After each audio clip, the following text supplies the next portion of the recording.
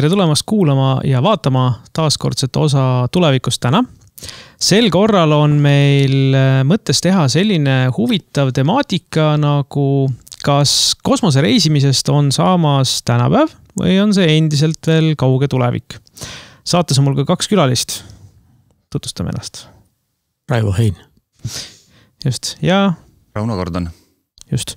Et no, Raivot vast tuntakse nii siin erinevate taustade koha pealt, aga eks me pärast räägime, miks ma konkreetselt saatesse kutsusin. Tal on selline väga põnev ajalooline teema, mis teemas hästi haakub.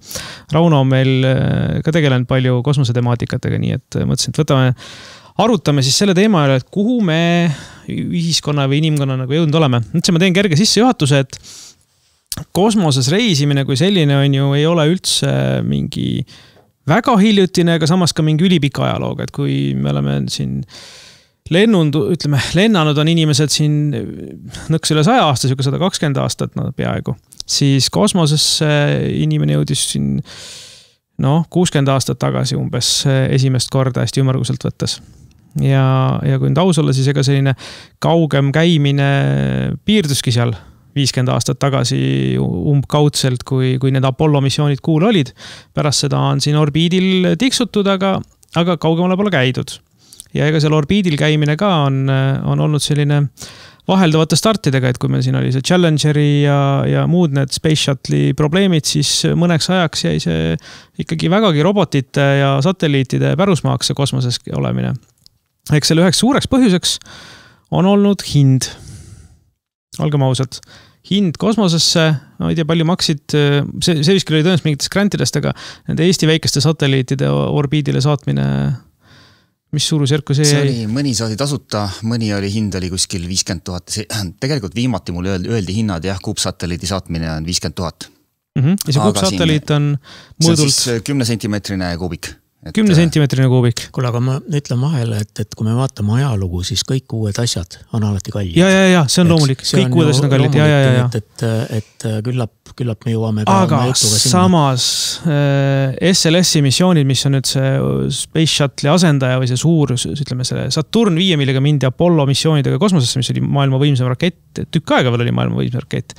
Selle nüüd asendaja, mis on see SLS, Space Launch System USAs, mis peaks minema jällegi tagasi kuule, see maksab ka iga launch miljard, ka täna, 50-60 aastat hiljem. Ehk siis tegelikult seal on fundamentaalseid küsimusi, et kas kosmose lennundus jääbki nii kalliks. No, selle üheks põhiliseks probleemiks loomulikult on see, et kui me tavalennunduses pärast igat lennuk ära viskaks, maksaksid lennupiletid päris palju. Lennuk ikkagi maksab päris ka raha.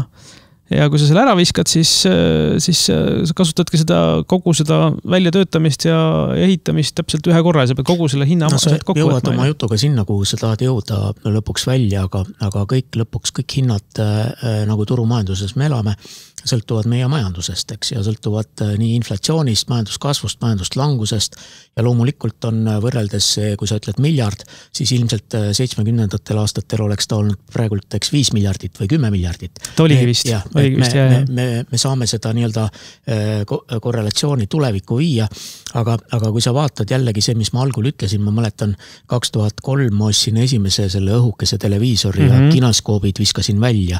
See oli Panasonicu plasma, 42 sentimeetrit diagonaal. Maksin raisk 80 000 krooni, eks? 80 000 krooni. Ja see ei olnud uus. Et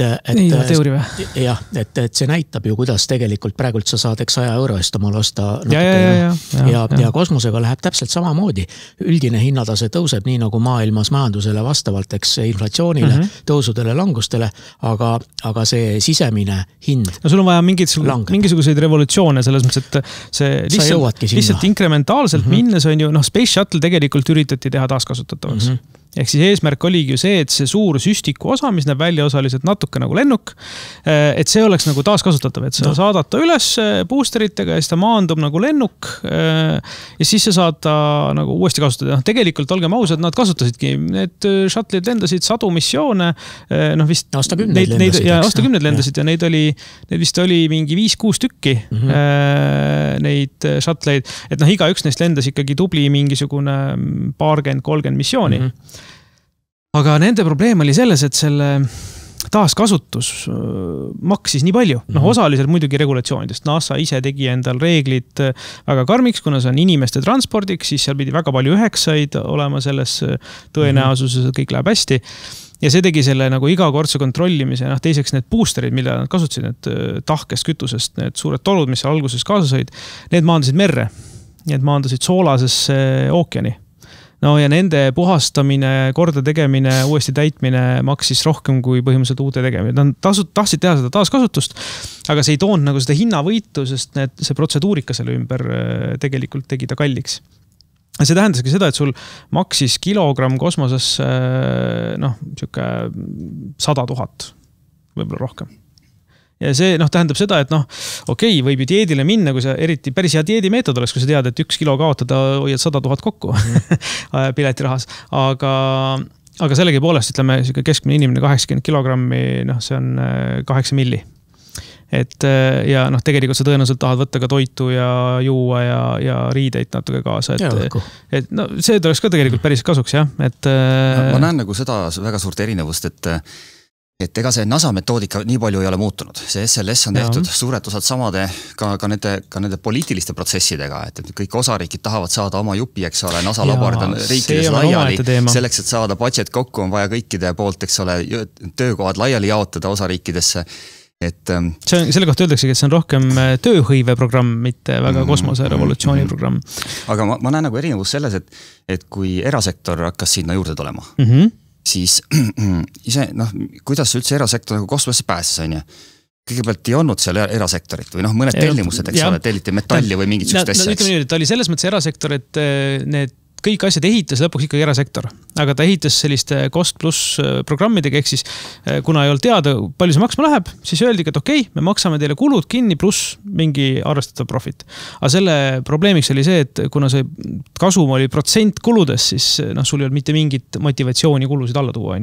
Et see on turumajandus. Kui sul on kasum sõltub sellest, kui kulukaks sa programmi saad viia, siis sa viita nii kulukaks, kui sa saad viia. Ma mõtlesin sellega seda, et see tellija oli riik. Tellija oli riik, jah. Ja mis ma nagu hakkasin just praegu mõtlema, et miks nagu hakkasid tulema need erasektori asjad, see jälgimine, eks ole, maaseire ja sidetehnoloogiad on ju, kosmoses, et pakkuda erakliendile lõpuks sidet. Ta võib-olla see on kiirete protsessorite, peale tuleb kõik nende aastakümnete jooksul on ju, et me saame nagu andmeid ja digitaalsel kujul andmeid läbi pumbata läbi kosmose ja siis digikaamera. Et mis suudab nagu salvestada ja uuesti nagu, ja see raadiotehnika, eks ole, et praegu on selles kosmosemajanduses ma näen 3 suuremat sükest valdkonda, on navigatsioon, on kõik need GPS-indus, siis teine on see seire ja siis 3 on sidetehnoloogiad. Ja seal on see seire ja side on nüüd väga suurelt osalt erasektori. See tähendab, et lõpptarbija on ka nagu erasektor, et kellele lõpuks seda müüakse. Ega me kõik kasutame ju tegelikult päris suures koguses on täna ka osaliselt, riikide vahelised side on enamuses ikkagi veel fiibri peal, aga järjest rohkem tuleb ka tegelikult sellist satelliidipõhist interneti, see on üks asi, igasugused hädaolukord asjade kasutamised, aga ka tegelikult see kaardistamine või see seire, see on tegelikult asi, mida me ju kõik kasutame igapäevaselt. Tegelikult meie ilmaennustus tuleb suuresti satelliidi infost. Kõik see GPS-i küsimused, kuidas me siia jõuame, kui me tahame Google minna, ega see on navigeerimine. Et kosmos kui siuke on tohutult nagu erasektorisse arenenud. Ja olgem ausad, nii kui sa lähed erasektorisse, sul on teistsugused eesmärgid, sul on tegelikult, ütleme, kapitali efektiivsus, sa tahad saada oma sissepandava kapitali pealt võimalikult palju väärtust. See tähendab, et kui sul on mingid tükid, mis on tohutult kallid, siis sa üritad vaadata, kas neid saab teha optimaalsemalt. No siin on see vana tuntud tõde, et erasektor ja riigisektor, eks. Et kellel on nagu ülemus, kellel on nagu omanik ja kelle eesmärk on nagu jagada natukene raha, aga kuna otseselt omanikku ei ole, siis ega ma väga süüdi ei ole, läks nihu, eks. Ja seetõttu see erasektori töö vaikselt, mis on sinna sisse imbunud aastatega, ongi muutunud nii tähtsaks, et nad teevad asju efektiivselt. Nad teevad asju efektiivselt, me nägime seda viimane nädalavahetus, millest sa kindlasti kohe räägid ja tulevikus veelgi ei ole mitte ainult Elon Musk ainuke, olgu see Bezos või Richard Branson, eks. Ja me näeme, kuidas asjad liiguvad väga efektiivselt edasi. Loomulikult kosmos on nii kuradi keeruline asi, eks, et sinna inimest üldse viia. No, see ei ole niimoodi. Viia ei ole raske, nii et elusad tagasi ka tuleb, et see on raske. Et sa elus püsiks, eks, et ma mäletan, kui Richard Branson kunagi kuulutas oma selle Virgin Galacticu välja ja siis oli esimene ennustus, et 2-3 aasta pärast on minek. No ei, nüüd on sellest 15 aastat möödas, kui ma viimati maksin neile raha, eks. Ja ma tahtsingi sinna jõuda, et sina tegelikult ju olid üks mõnes mõttes väga innovaatilisi pioneere siin Eestis, kes tegelikult ostiski endale varakult pileti, et minna. See oli või on seotud ka kindlasti sellega, et ma olen olnud 20 aastat ka amatöörastronoom. Mul on mitu observatooriumit, eks, väga tugev tehnika ja ma olen väga palju taevast pildistanud, aidanud noori nendega Tõraverega koostööd teinud ja see kõik nagu aitas sinna kaasa, et ma võiksin seal ära käia ja vaadata teiselt poolt vastu. Vaadata teiselt poolt vastu. Vaadata teiselt poolt vastu ja siis nagu öeldakse, et mis on veelgi kaunim surm kosmose huvilisele, kui rebida ennast tükkidest seespoolt väljapoole, eks, kui see juhtub, eks. Nii et nüüd on Virgin Galacticul on juba lennud alanud, 340 inimest on juba kosmoses käinud. On ka olnud siin aastaid tagasi õnnetus, eks, millest pandi asi seisma. See vist oli küll koopiloot. Üks inimene sai surma. Ja nüüd siis sellel aastal pandi lennud uuesti seisma, kuna tehakse järgmine tehnoloogiline hüppe. Ja see hüppe on siis selline, et rajatakse laevade park, mitte ainult üks laev, millega käib 3-4 inimest üles, eks, korra kuus, vaid laevade park, mis siis jagatakse eraldi maakera peal asupaikadesse, kus inimesed saavad üles käia ja see tähendab, et mass tuleb taha ja see tähendab, et see asi muutub väga kiireks ja mina ennustan, et minule helistatakse umbes järgmise aasta lõpus või ülejärgmine aasta ja öeldakse, et 100 päeva pärast pead sa tulema sinna ja maksma loomulikult ka raha ära, eks lõplik. Nii et mul on alles ette maksta. Sul on see järjekorra koht. Mul on optsioon. Optsioon, sa võid ära osta selle. Nii hea see Riigikogu poolt ei ole. Loomulikult on selle 15 aasta jooksul hind kasvanud, kui minu jaoks oli hind $200,000, siis tänapäeval müüakse neid pileteid $500,000, aga jällegi inflatsioon ja majandus paneb selle käima, eks. Kui me läheme veel aastat 40 edasi, siis võib see hind olla küll miljon, aga keskmised palgad on ka 3 ja 4 korda kõrgemad, eks. Et suhteliselt nad tulevad ikkagi allapoole need hinnad, täpselt nii nagu vanasti me ei saanud Kanaari saartel käia, eks sinna reis võttis aasta aega edasi-tagasi. Ja nüüd me lähme teiselt poole maakera, eks 12 tunniga ja suudame selle kõik kinni maksta, nii et ma ei kahtle vähematki, et sellised kosmosereisid ja hiljem ka orbiidireisid ja ma kaugemast tulevikust ei julge ennustada, muutuvad täiesti enam-vähem tavaliseks. Kui sul on natukenegi jõukust, siis sa suudad selle osta nii, nagu sa ostad praegult soojamaa reisi omale. No ütleme niimoodi, et sinu selle seest välja teemaga see astronaudi, meenub see Elon vist kunagi ütles, et ta tahaks hea meelega surra Marsil lihtsalt mitte nagu kokkupõrkel. Et tahaks nagu koha peal ka olla veidi aega.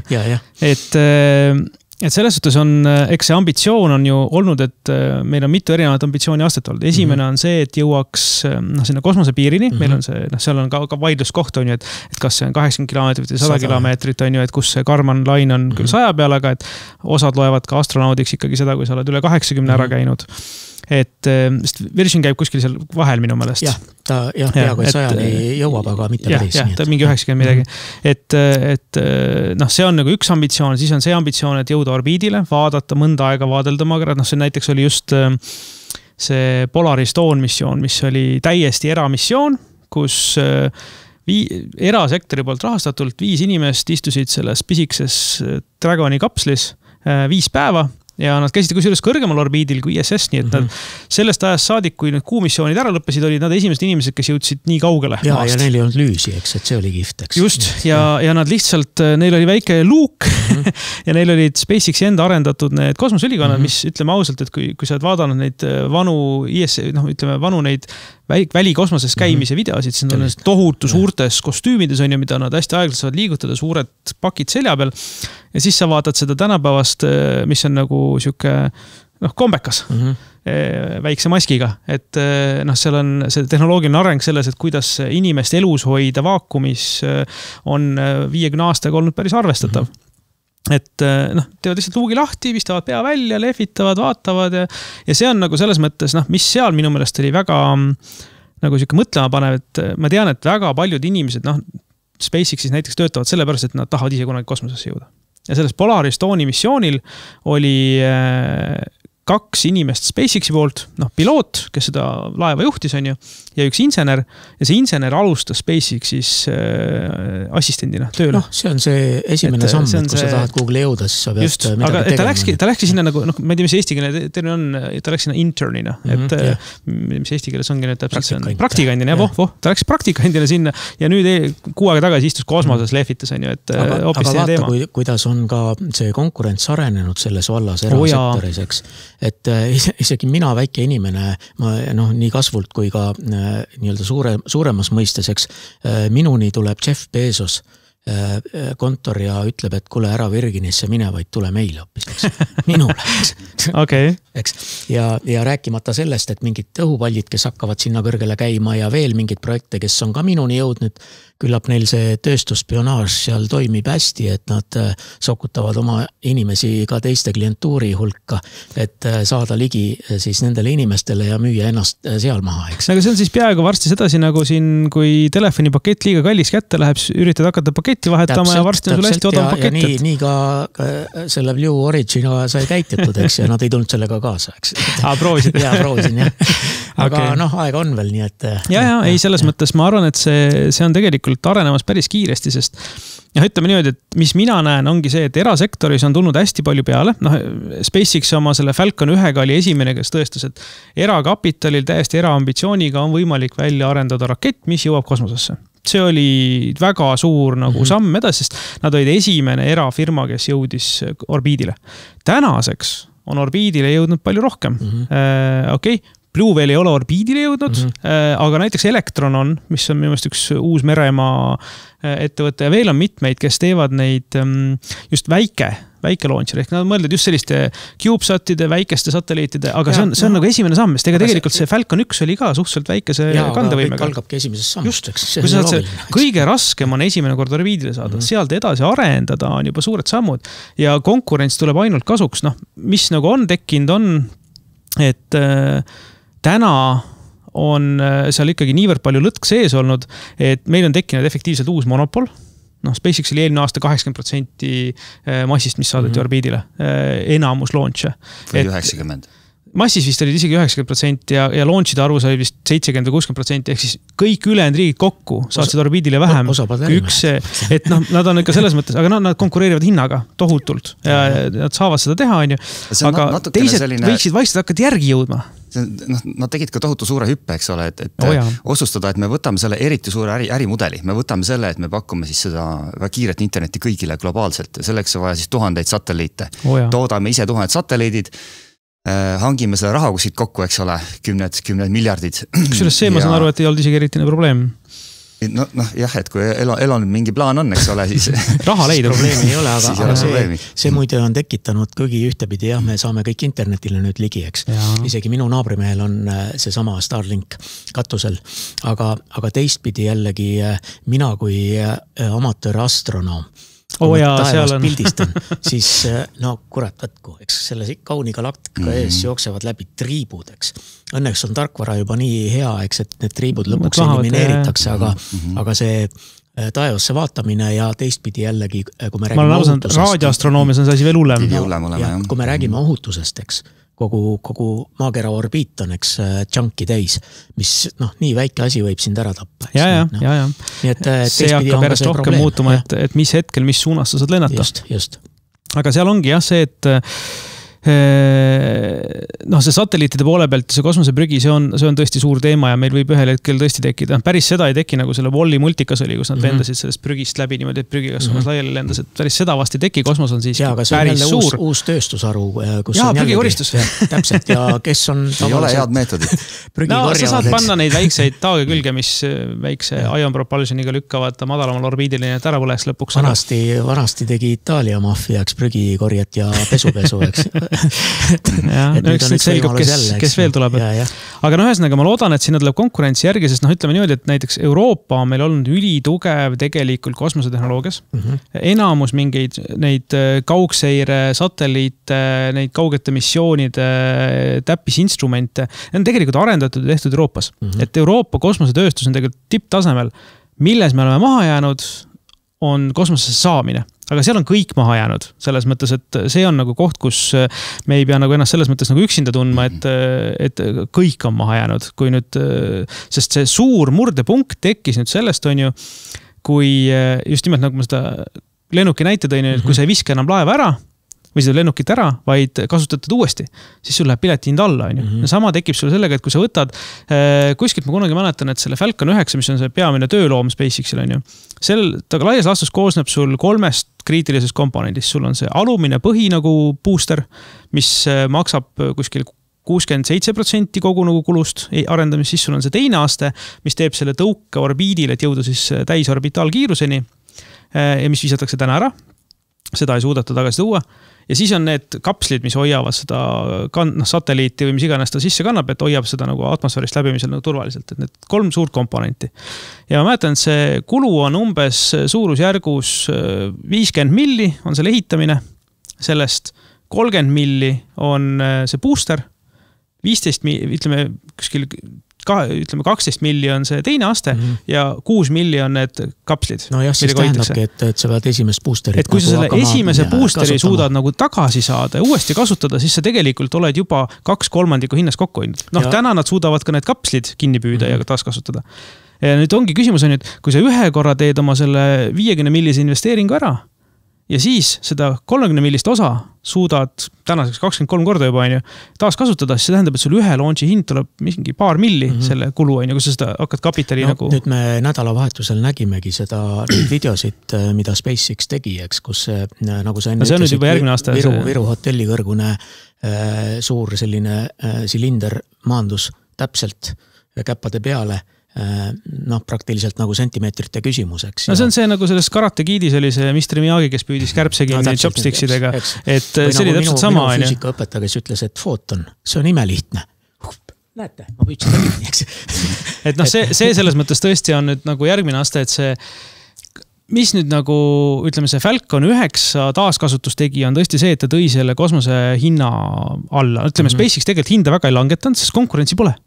Miks nad peaksid, on ju? Nad pakuvad 60 milli per launch, mis on 2 korda odavam kui ühegi teise konkurendi hind. Miks nad peaksid seda langetama 20 milli peale? See nii kaua, kuni konkurente ei ole, nad ei langeta, on ju. Nad lihtsalt võtavad seda, nad ei saa. Kui saaks. Et ma üritasin kusjuures seda mingi 10 aastat tagasi osta, isegi eraturu kaudu ei õnnestunud. Et see miinimumpakett on liiga suur, millega siseneda. Ja ühesõnaga, sealt hind praegu alla ei tule, aga hind ei tule alla sellepärast, et konkurentsi pole. Kui nüüd konkurents peale tuleb, hind tuleb kolinal alla. Aga küsimus on selles, et see järgmine aste on see, et tegelikult mida sa päriselt tahaksid, kui me tahame muutuda nagu siis kosmoses käivaks tsivilisatsiooniks. Meil on vaja, et meil käiks kosmose vahet transport umbes nii, nagu meil täna käib lennuliiklus. Kui sa võtad selle flight radari või mingi asja ette ja vaatad, palju sul Euroopa kohal on lennukeid, igal aja hetkel. Ameerikast rääkimata. No jah, ja see on veel hullem, jah. Et siis sul on tegelikult taevas kogu aeg lennukeid täis. Me tahame, et see teine pool lennukist oleks ka taaskasutatav. Just, et me tahaks, et see teine pool lennukist ka. Ja mitte lihtsalt taaskasutatav, sest näiteks minu meelest selle Falconi puhul, mis on küll taaskasutatav, kõige lühim aeg täna on kas 3 või 4 nädalat. Sellest, kui ta maandus, kuni ta uuesti lendab. Noh, sa lennukite puhul sul peaks olema päris arvestatav park, kui sul oleks 2 lennu vahe oleks 6 aega. No ma arvan, et sa kannata natuke. Võib-olla võib-olla meie silmad näevad seda algust, kui see igapäevane sebimine ringi hakkab käima seal üleval, aga see tuleb. 100 aasta pärast on see võib-olla igapäevane päev. See ongi see, mis mõtlesingi rääkida, et kui me võtame niimoodi, et selle saate nimi ongi tulevikus täna, siis küsimus ongi, et kus me selles nagu ahelas täna olema, et kas see on see 100 aasta pärast tulevik, on see tänapäev, täna ta veel ei ole. Täna ei saa veel osta piletid niimoodi, et lihtsalt ostan pileti, lähen homme kosmosesse. Ma arvan, et nagu alguses sai öeldud, et kosmosesse minek või inimest seal elus hoidmine on suhteliselt raske teema ja keeruline teema, mis tähendab, et me näeme, et 70-60 aastat on möödas peaaegu, et kui kuul käidi, rohkem pole seda tehtud. Vahepeal on küll igasugused missioonid ilma inimeseta käinud ja juba seal kaugel, eks. Aga et inimene hakkaks igapäevaselt seal liikuma. Ma arvan, et sinna läheb ikkagi veel 5-60 aastat, võib-olla, aga seal on väike nüansseks. Me ei tea, mida teeb tehisintelligentseks. Me ei tea, millal AI muutub selleks, mida kõik ootavad. Eks Crutchfield ütles, et aastaks 45.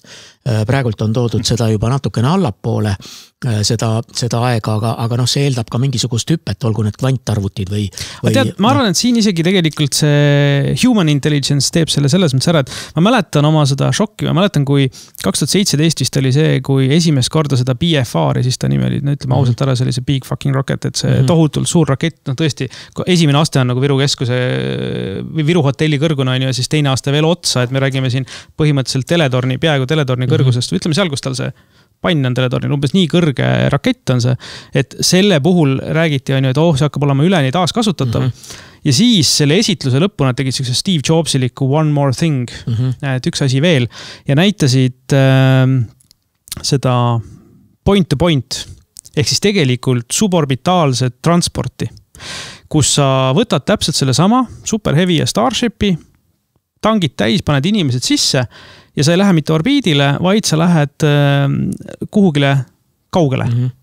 Siin, ütleme, kui sa võtad niimoodi, see Starshipi testlend launch oli Texasest, maandus ta India ookeanis Starship ja see oli suborbitaalne lend, mis võttis tund aega.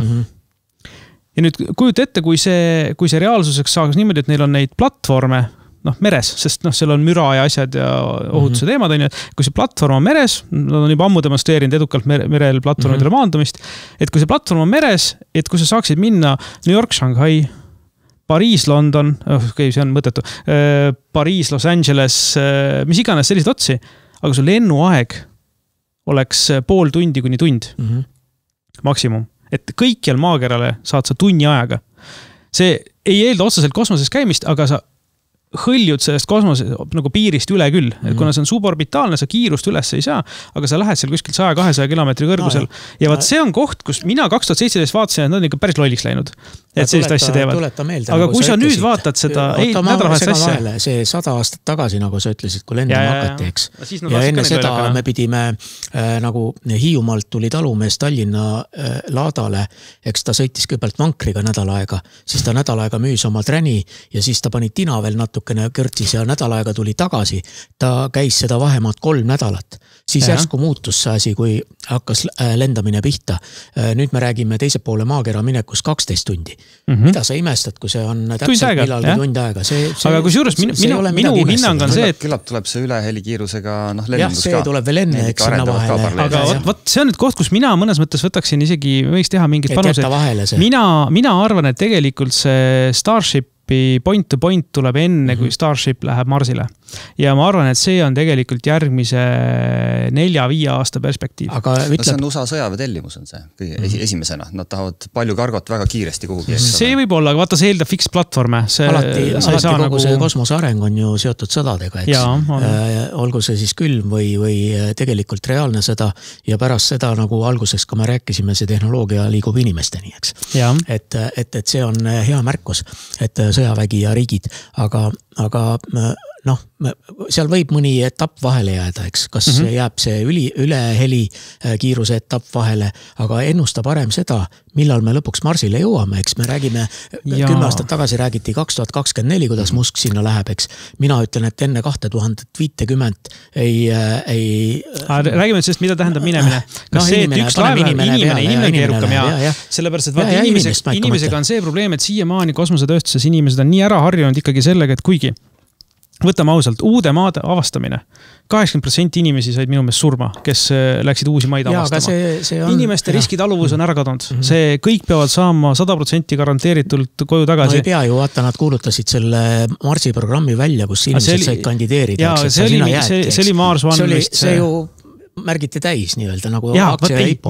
Mida tegelikult tahangi öelda on see, et inimesed tegelikult oleks nõus minema, aga ma ei tea, kas poliitiline või ütleme, see puudub see taju, et tegelikult tegemist on niinimetatud maade avastamisega. See on okei, et seal on suur risk ja see peaks olema rohkem võetud niimoodi, et kui inimesed on selle riskiga ise nõus, siis see peaks olema okei. Aga poliitikutega on nii, sa tead väga hästi, et kui sa teed vale otsuse, siis on sul ikka natukene viletseks, et pigem ärme ehita silda. Ärme ehita tselluloosi tehasteks. Marsile, ootame natukene. Aga ühesõnaga, Marsiga on ka see, et sinna on hea lennata kord 2 aasta tagant, siis on see planeetide asukohad nagu paremad, lennuaeg on väiksem. 24 ilmselgelt keegi ei läinud. Järgmine võimalus on 26 ja ma pakun, et 26 mehitamata laev läheb.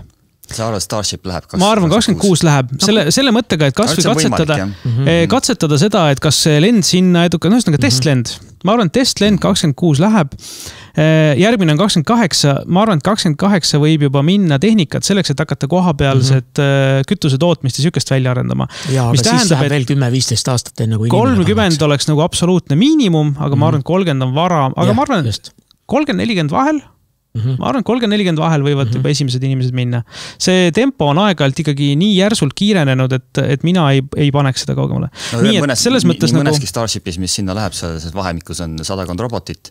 Neid samu Optimuse. Neid samu, eks ole, ja selle aja peal nad suudavad juba praktiliselt kõike teha. Sul ei ole vaja inimest, et laboris mingisuguseid katseid või asju teha, et nad suudavad. Sul on vaja valmis ehitada, just sul on see koht valmis vaja ehitada, kuhu inimene tulla saab. Kaevata maa sisse, et oleks radiatsiooni ees kaistud, ehitada kuplid, 5 aastat peaks olema väga piisav aeg. Ökosüsteemi loomine, et see on võimalik. Sest Marsil tegelikult materjal on olemas, et toota kütus. See oli üks põhjus, miks Starshipi platvorm tehti metaani ja hapniku peal.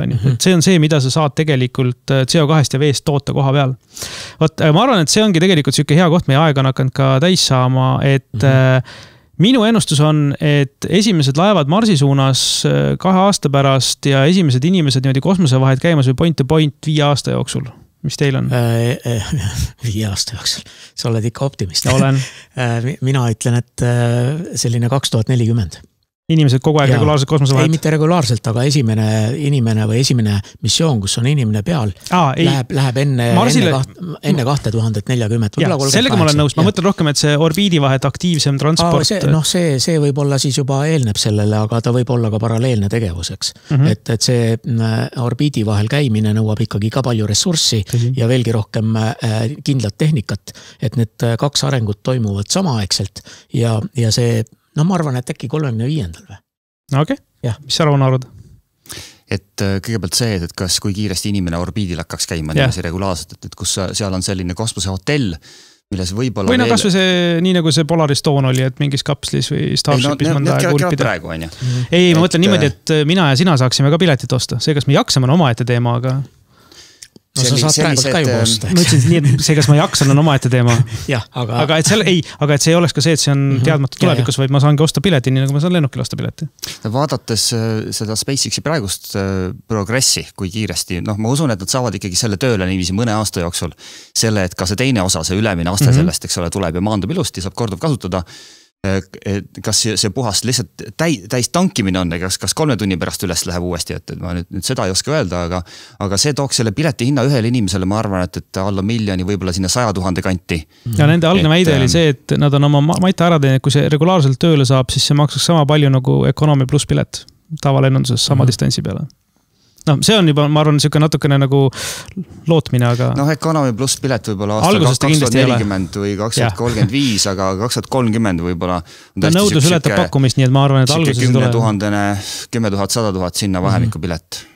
Kuule, aga siis on lõpetuseks hea öelda, et te olete küll ühe nooremad, et annaks Jumal eluiga meile. Ja, tuleb vist hakata dieeti pidama. Aga paljud asjad jäävad muidugi nägemata, mis veel kaugemas tulevikus toimub, nii et aga toimub kindlasti. Just. Vaata, aga igal juhul ma arvan, et see on väga lähedal tänapäevale, nii et põnevat jälgimist meile kõigile. Tänud, et tulite. Tänud kutsumast. Aitäh.